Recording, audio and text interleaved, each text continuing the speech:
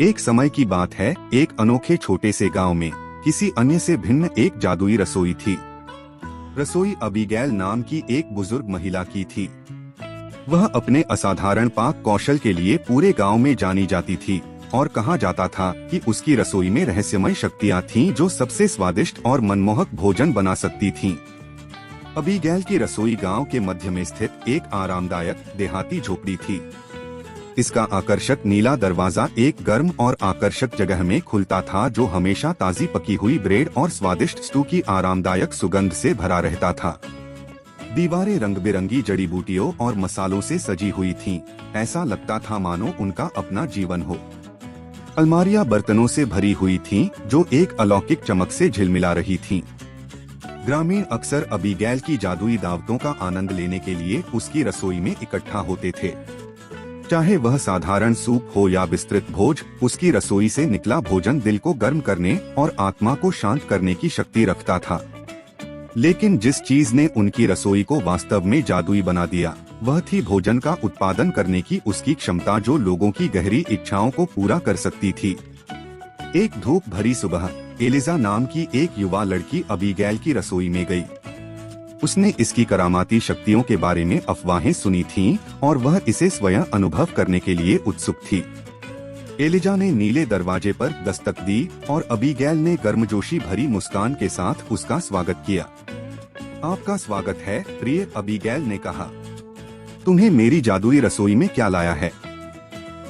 Elijah ने उत्तर दिया, मैंने आपकी रसोई में होने वाले चमत्कारों की कहानियां सुनी हैं और मेरे दिल में एक गहरी इच्छा है जिसे मैं पूरा करना चाहती हूँ। क्या आपकी रसोई मेरी मदद कर सकती है?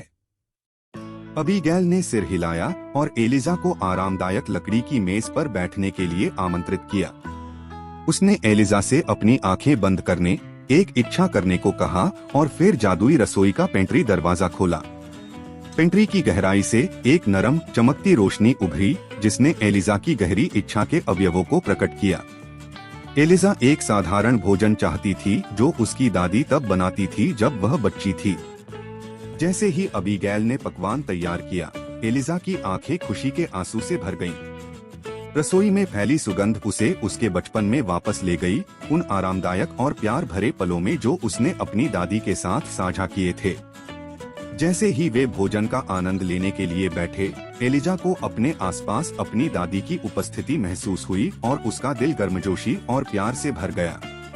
अबीगैल की जादुई रसोई ने न केवल भोजन बल्कि उन यादों और भावनाओं को भी पैदा किया था जिनकी एलिजा को चाहत थी। इन वर्षों में कई ग्रामीणों ने अबीगैल की रसोई का दौरा किया और हर बार यह उनकी इच्छाओं की पूर्ति से उन्हें आश्चर्यचकित करने में कभी असफल नहीं हुआ।